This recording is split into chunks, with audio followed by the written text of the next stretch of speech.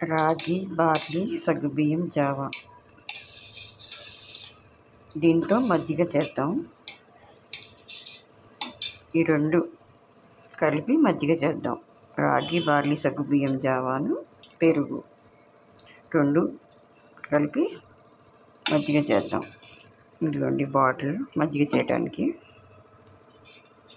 చూడండి, కొంచెం జావా వేసుకోవాలి.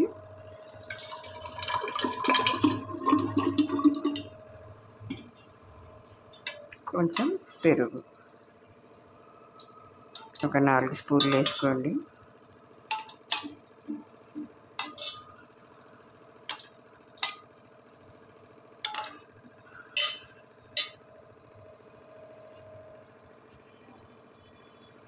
ఇప్పుడు కొద్దిగా నీళ్ళు వేసుకొని బాగా కొట్టండి. వాటిల్లో మజ్జిగ చేయటం ఎలా చేయాలో చూపిస్తున్నాను. పెరుగును జావా వేసారు కదా, మూత పెట్టేసి బాగా ఇలా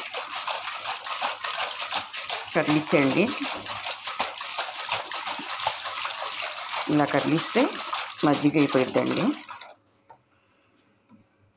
ఇప్పుడు దీంట్లో నీళ్ళు వేసుకుందాం.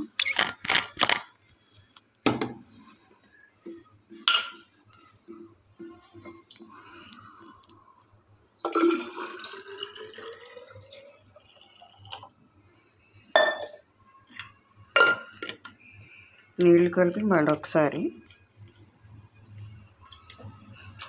కడిచామనుకోండి, అంతా కలిసిపోయిద్ది. ఇప్పుడు చూడండి మజ్జిగ తయారీ. రాగి, బార్లీ, సగ్గుబియ్యంతో తయారు చేసిన జావా మజ్జిగ. చూడండి పల్చగా ఎంత బాగుందో. ఈ మజ్జిగ తాగండి. 3 కలిపిన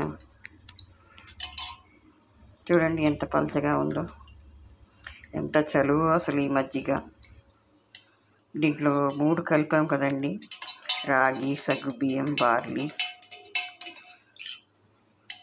ఇలా మజ్జిగ చేసుకొని బాటిల్లోనే తాగేయండి. 1 లీటర్ బాటిల్ అండి ఇది.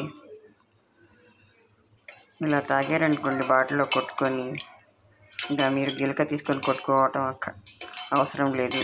ఇలా బాటిల్లో పెరుగును జావా వేసుకొని బాగా కొట్టండి. బాటిల్లో కొట్టేసి